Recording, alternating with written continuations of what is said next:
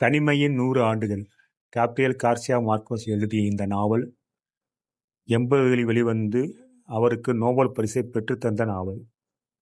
Gabriel Garcia Marcus வாசகர்களால் நண்பர்களாலும் Cabo என்று அன்பாக அழைக்கப்படுபவர். இவர் தமிழ் எழுத்தாளராகவே கொண்டாடப்பட்டவர். ஏனென்றால் இவருடைய நாவலில் வரும் துன்பங்களும் சடங்குகளும் திருவிழாக்களும் கோழிச்சண்டை போன்றவைகளும் நம் தமிழ் பண்பாட்டோடு ஒன்றி இருக்கும். அதுவே இவரது இந்திய தன்மை அதிகமாக உள்ளதோடு மட்டுமல்லாமல் தமிழ் பண்பாட்டோடும் ஒற்றுமையாக இருப்பதாகவே இவருடைய நாவலில் ஒரு நிகழ்வுகள் நமக்கு காட்டும். அதனாலேயே இவருடைய இந்த நாவல் மிகவும் கொண்டாடப்பட்டது.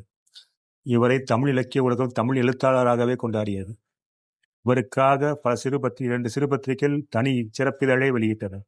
கல்குதிரையும் புது எழுத்தும் இந்த 2 சிற்றிதழ்களும் இவருக்கு தனி சிறப்பிதழை வெளியிட்டன.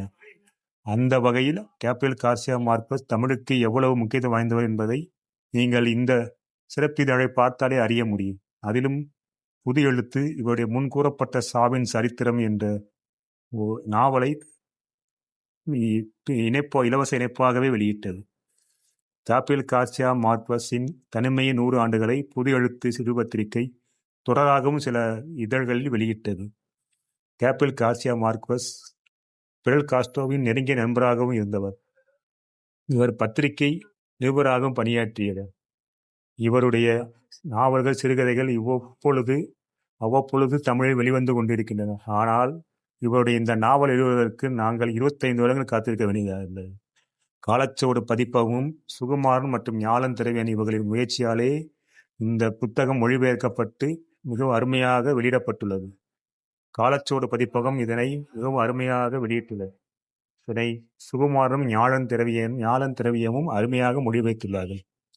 உண்மையிலேயே 80-90களில் மார்க்வஸை பற்றி படித்து மற்றும் அவரை பற்றி அறிய ஆவலாக இருந்த வாசகர்களுக்கே இந்த நாவல் வெளிவந்த போது அடைந்த மகிழ்ச்சியின் அளவு தெரியும். அந்த அளவுக்கு இவருடைய நாவலுக்காக எத்தனையோ பேர் தனிமையில் காத்திருந்த காலங்கள் உண்டு.